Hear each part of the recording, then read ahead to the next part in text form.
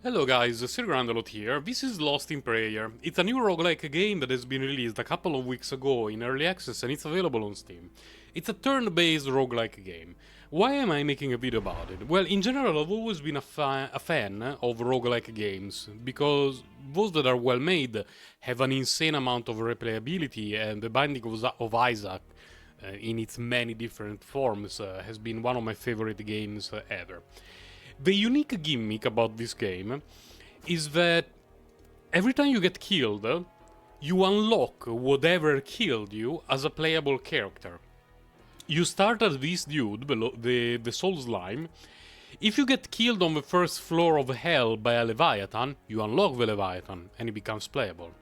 Then on the following run you get killed by a trap, you unlock the Purificator. On the following run you drown, you unlock the Pure Elemental. Let's play with the Pure Elemental now. It's turn-based game, which means that it's a very chill experience. You're going to die a lot, like the game is absolutely ruthless. But, you know, during a lunch break or when you have a little bit of time, it's a very fun experience and you can save anytime you want. Let's see what we got, because oh my god. Okay. Since we are in this menu. This is the character screen, when you pick it and you start a run. Each character, each playable character has different stats, different abilities, and different characteristics, like, of course, the elemental can swim. Each character can also equip different kinds of stuff. The elemental, in particular, does not wear greaves, so we cannot equip any of these. What we can do is recycle them. Okay, we leveled up by recycling that one. It was nice. And that was a failure. Every time that you recycle a piece of equipment, you have a 10% chance of getting a crazy amount of XP, 20% chance of getting a very good amount of XP, 40% is okay, 30% is a failure. By the way, I do believe that this is more than 30%. I had multiple runs being completely botched because I recycled three objects in a row and all of them were a failure, which makes no sense. Now, we leveled up, let's see the level up screen. These are essentially our stats, they're called sins and virtues. Each one of these allows you to improve 2 of your stats, but it comes at a cost of reducing one other stat. So you need to decide what you want to do. I will go with retribution, attack and accuracy. Then, here we have the skills. Each character, as I mentioned earlier, did I mention it or am I having a stroke? Maybe I'm having a stroke. Each character has completely different skills and abilities. Completely different. So the gameplay, the experience of playing a character and another one, completely different. And for example, this character, the Elemental, starts with a Glove Slap, a self buff, a random self buff, and it pops a decoy. By investing into the skill point in the skill tree, you can unlock more abilities or buff those that you currently have. It's the first thing that we can do, so before we even start the run, I will invest some into Glove Slap to have a better normal attack. This, by the way, is very unusual for me, because I opened the chest and there were 3 pieces of equipment, all of them unusable. Usually, you get, I don't know, a potion, a piece of equipment you can use, a piece of equipment that is questionable, and you decide what to do. But let's stick to the game for now. We are in the very first floor, there is a Giga chest there. First room. The game is turn-based.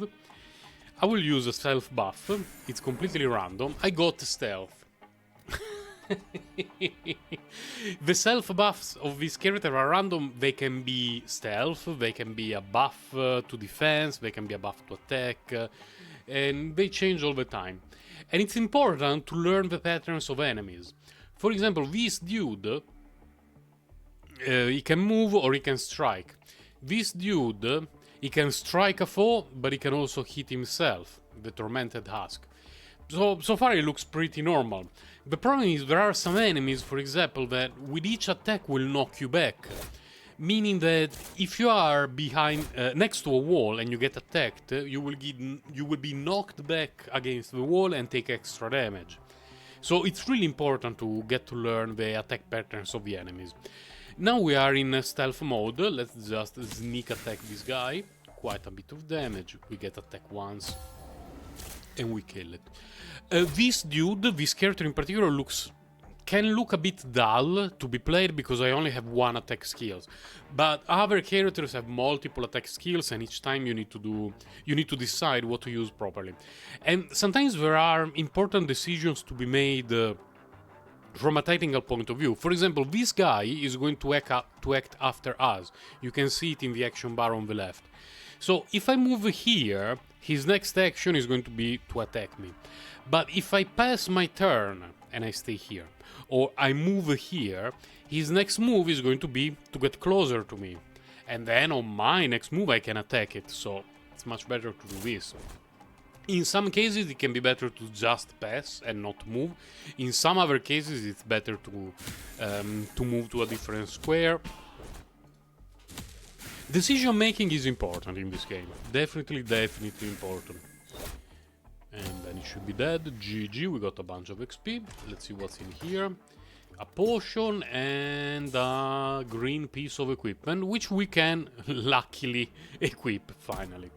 Potions are extremely important in this game because some characters can self-heal, especially a bit later in the game, like floor 2 or floor 3, you unlock the ability to self-heal.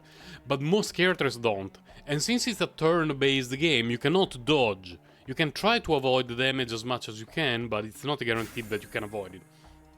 So it's really important to have potions and be available to heal up.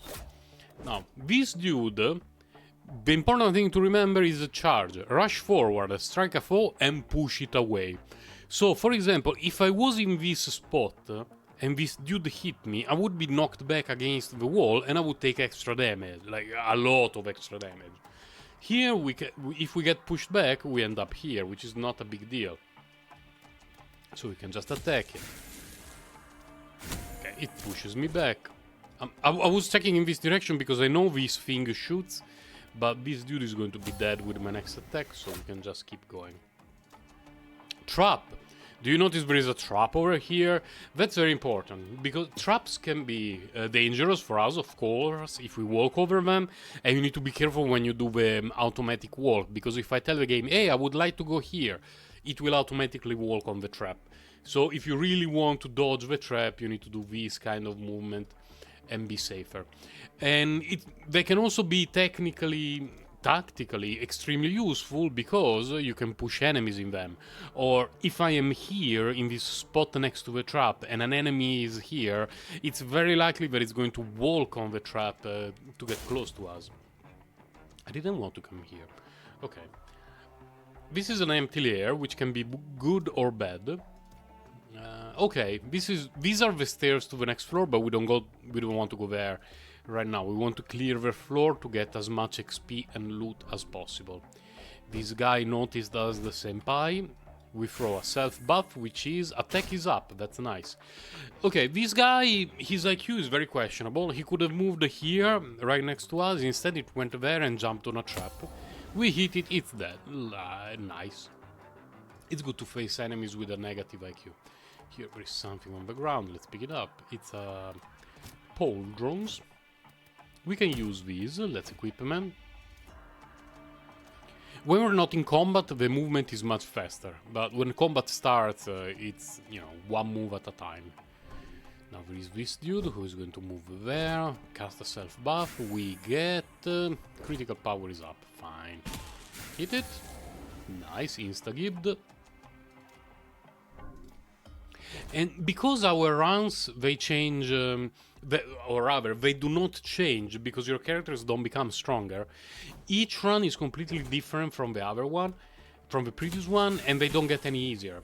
So you could have a run where you get crazy good loot, and I don't know, enemies that are easy to kill and all sort of stuff, and then you could get runs that you die on the first floor because you open a door and there are 5 enemies rushing at you and you get obliterated.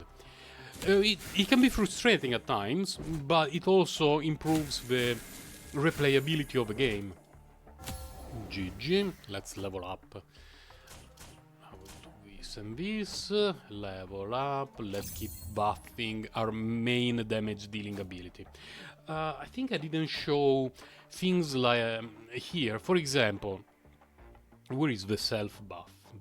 Oh, is here. By default, it applies a random effect on us, and it lasts 5 turns.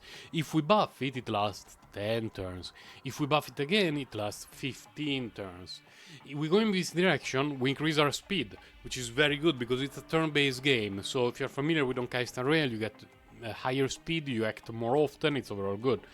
And in this direction we get even more speed. In this direction we unlock a self-heal. So, you know, the skill tree can be very important for some characters, because you're unlocking things like a self-heal a bit later on in the game where you don't have an easy access to potions. It's pretty good. There is something there on the ground, more oh, there's a lot of stuff here on the ground, actually, to be quite frankly with you. Let's recycle.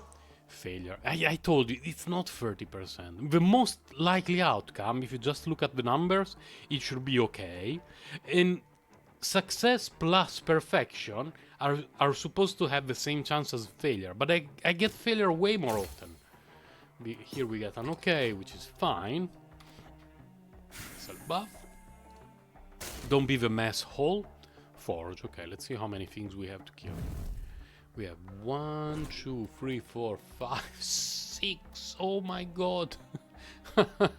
I didn't want the mess hole, because very often when I get the mess hole, it's full of garbage. And here we get one that is even more full than the average mess hole. But so far so good. Let's get a bit closer. Okay, we aggro those two. Okay, can we cast another buff? Okay, that guy got close. We didn't attack range, so let's just attack it. Nice. Okay, so far so good. Here, this character has an ability that I have not used yet, which is this one, Decoy. Basically, I can move by 1 square in any direction, and it will plop a decoy on the square when where I am right now, and the enemies that are around that square will start to attack it. So, we do this.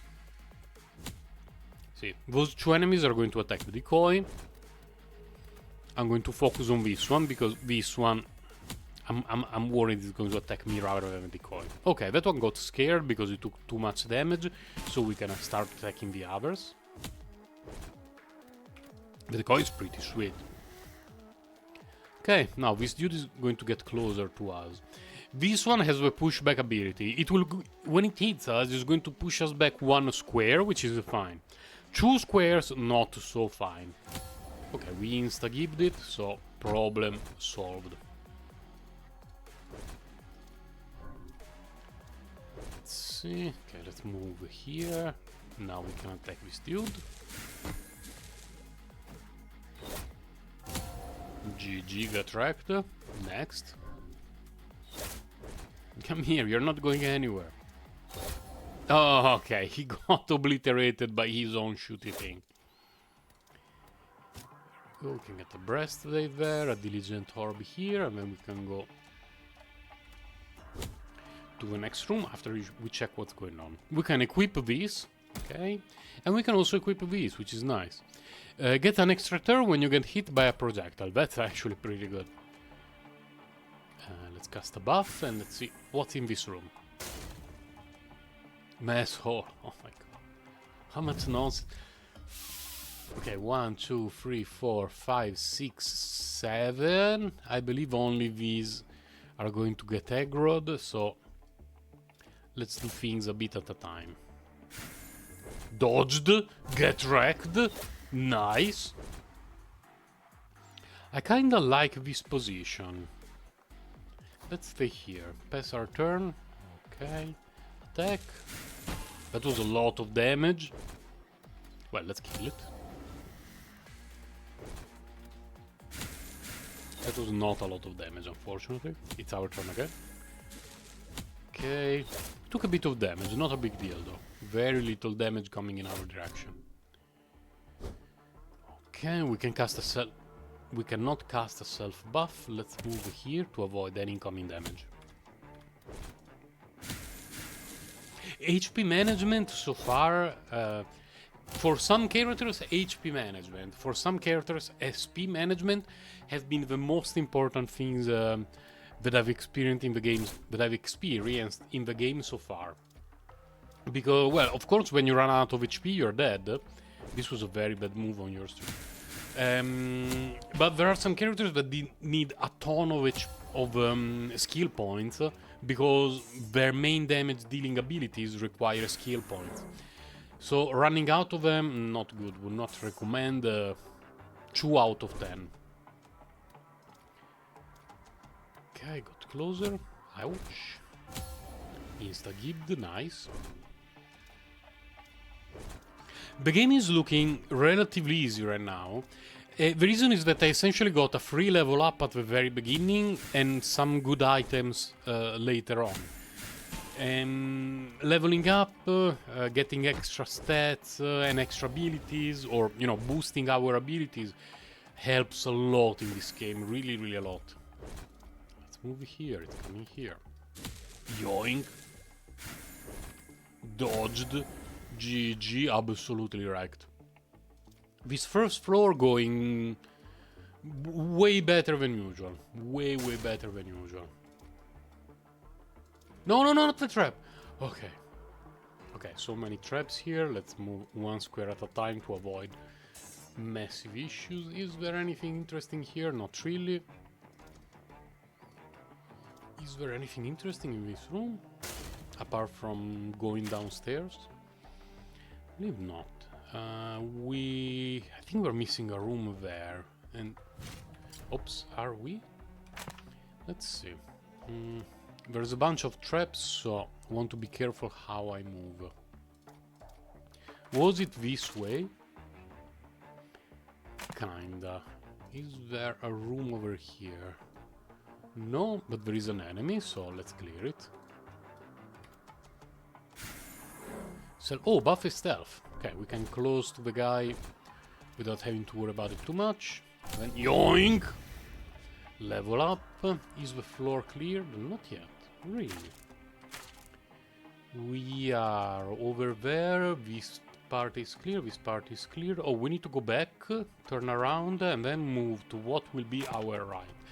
The navigation bothers me a little bit.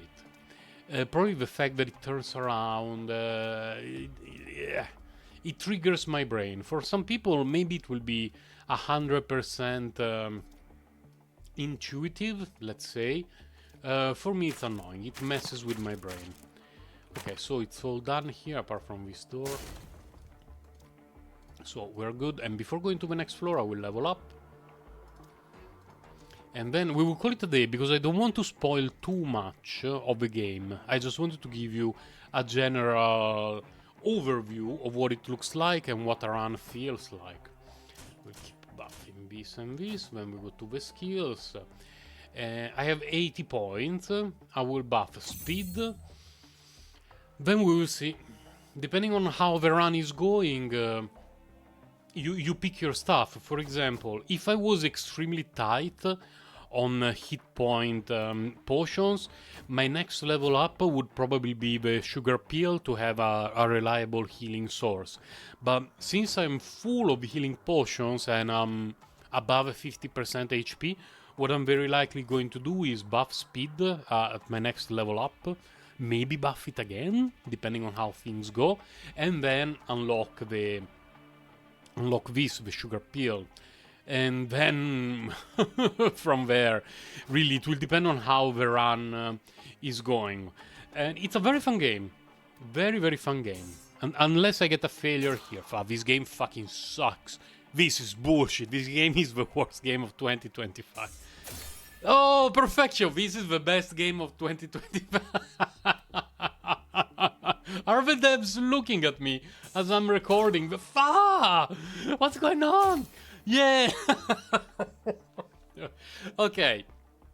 In general, I'm enjoying the game a lot. Really, really a lot. It's a fantastic roguelike game, and I really like the idea that when you get killed, you get to play as the character or the thing that killed you. And sometimes you end up being in a situation where your run is S, So getting killed by something new is actually good. And then there are times where your run is good, you think that you're going to make it to the end game, but you have the chance to unlock something new. What are you going to do about it? It's difficult. This... the transmutation system, I really like the idea.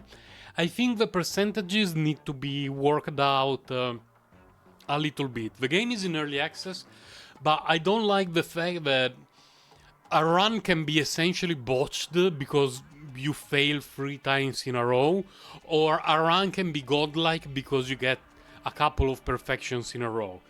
That kind of RNG variance in a roguelike game, it's fun and it keeps it more playable and replayable in the future.